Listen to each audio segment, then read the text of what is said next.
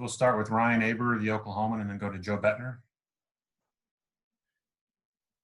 Yeah, Trey, just curious how you feel like this secondary is playing, especially compared to the way things were going for you all a few weeks ago during those two losses. And you personally, do you feel like you've taken a couple steps forward here recently?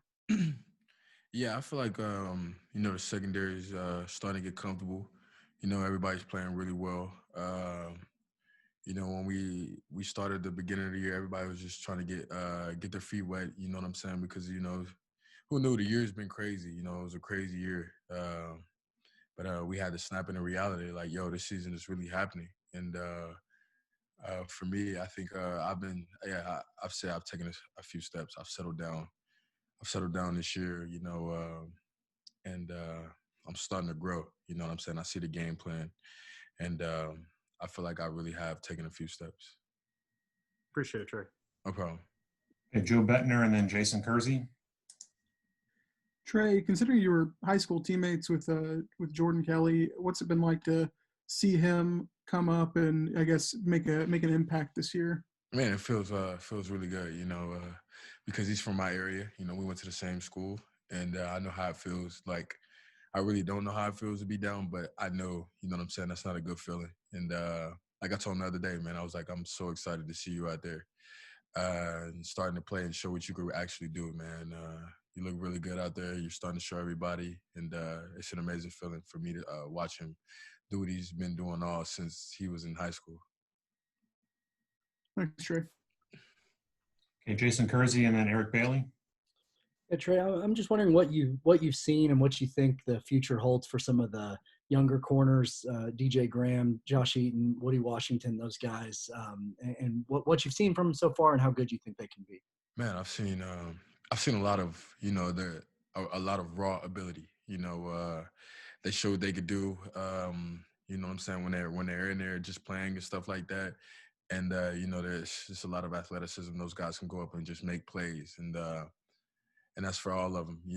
Every single one of them is excited to be out there. You know what I'm saying, whether they know what they're doing or not, And I feel like when they start to grow, man, you're gonna see some playmakers. With DJ, Woody, Josh, all of those guys, the younger guys, man, they're gonna be some real playmakers for Oklahoma, and I'm excited to see them grow because, man, it's gonna be amazing to see all of them play, and it's gonna be like not just where we have one or two corners that play. Every single one of them can get in there and all make plays. Thanks, Trey. Yes, sir. Eric Bailey and then Bob Prisbillo. Trey, when the season started, everyone seemed to make a big deal out of 3 COVID tests per week. This is your 6th game week. How normal has it become to get tested so often? And do you still worry a little bit about results? No, not necessarily. I mean, for me, I don't really worry about those things, especially if you're doing everything you're supposed to do. I mean, things are gonna happen. It's just like you got to keep going on with it. But as far as you do what you're supposed to do, you control what you could control. And it's just the whole team has just been doing good since the beginning of the season. So, you kind of think about it like you don't really worry about it, because everybody's following their procedures. And lately we've, there's been little to, if none, anything. So, you really don't worry about stuff like that. Thanks a bunch, Trey. Yes, sir. Okay, Bob Prisbillo and then John Hoover. Yeah, Trey, you talk about playing better, settling down. Is it as simple as saying the play against Texas is what spurred it all on, or is there something bigger to it? I feel like it was just me, you know what I'm saying? I'll be honest with you, just me being in my own head and stuff like that. At the beginning of the season, because there was high expectations, and I want to live up to every expectation there is, you know what I'm saying? But I can't live up to everybody else's expectation. I got to live up to my own expectations. So I had to stop listening to everybody and just started playing my game. And you see, you know what I'm saying, big games, that's when I really start to show up, you know what I'm saying? And I'm going to continue that trend going up. So Texas, that really built my confidence, and I know what I can actually do. So like I said before, I had to just stop listening to everybody else and just do what I was supposed to do, and it all paid out. John Hoover and then James Hale. Trey, I want to follow up on that.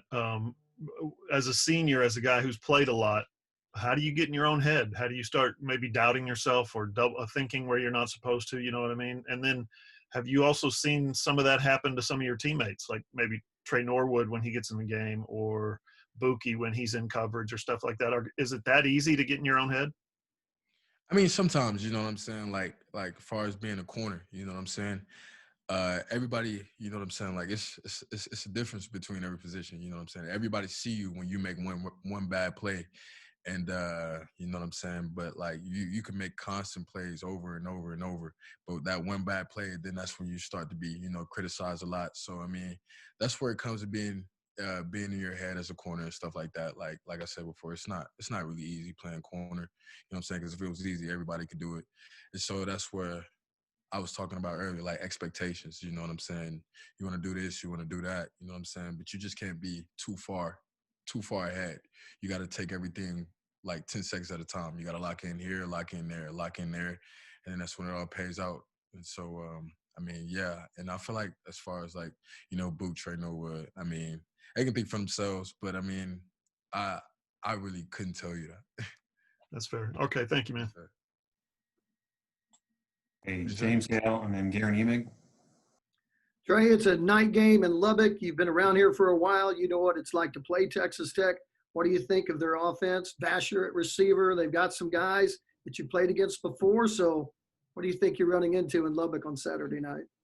It's gonna be really exciting. You know what I'm saying? Because you know, those guys, those guys really, you know, they're gonna amp it up this week. I see no doubt in them. You know, it's gonna be a really big game for them, just like it's a big game for us. And I mean, we just can't go out there and make mistakes. You know, being in Texas Tech, you know, it's always loud, and especially it being Halloween, man. It's gonna be it's gonna be very spooky out there. I tell you that, and they're gonna be excited, just like we're gonna be excited. And TJ Vasher's he's a really great receiver. You know, NFL talent, and I'm excited to go against those guys. Thanks, Trey. Good luck. Yes, sir. Garen Emig and then Parker Thune. Good to see you again, Trey. Thanks for stopping by. Yes, sir. Hey, are you voting for the first time next week in the presidential election? I will be voting. How do you feel about that? You guys have been through a lot. You said the word crazy, right? Earlier in the interview, talk about what you've been through, and I know you're off the field. You guys have been involved in a lot of stuff related to more serious things besides football. Is this an important year for this to be your first time at the polls? I mean, yeah, I feel like, you know, everything is it's important. You know what I'm saying? It's really important. You know, I like politics, but I don't really like talking about politics. But I feel like it's very an important year just with everything going on. And you know what I'm saying? And if you got the right to vote, you got to take advantage of that right. You know what I'm saying? Because you can be the change. And so I mean, I feel like why wouldn't you want to vote when you have that chance to make a difference? You know what I'm saying? And so, man, just seeing everything, you know what I'm saying? It's like I said before, yeah, it's been one crazy year, and we just want the best for the world. Thank you so much. Yes, sir. Okay, a couple more, Trey. Parker Thune and then Kerry Murdoch. Mm-hmm. Yeah, Trey, this one is kind of a little off topic from what you've been asked previously, but as a guy who's handled return duties in the past, how impressed are you with the way that Marvin Mims has been able to come in as a true freshman and contribute in the way that he has in the punt return game? And I'm very impressed with that guy.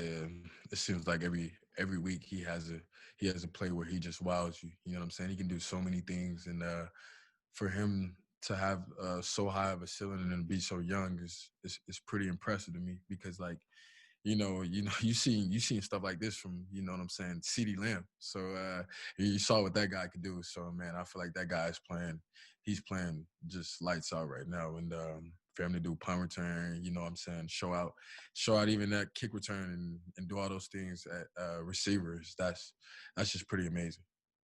Thanks, Trey. Yes, sir. And Kerry Murdoch. Trey, I know you guys didn't have, a spring and a normal, preseason, but was there a time when you matched up against Marvin Mims when he was a freshman and you were just like, okay, there's something different about this kid? Yeah, of course. Just going against that guy, man, he's just like, he's so humble. You know what I'm saying? He's always willing to work, and he's always, you know what I'm saying, he want to be the best one out there when he gets on that field. And it's just like, like he helps me in a sense, you know what I'm saying, get better. And I remember when he was making his plays. I think it was either K-State.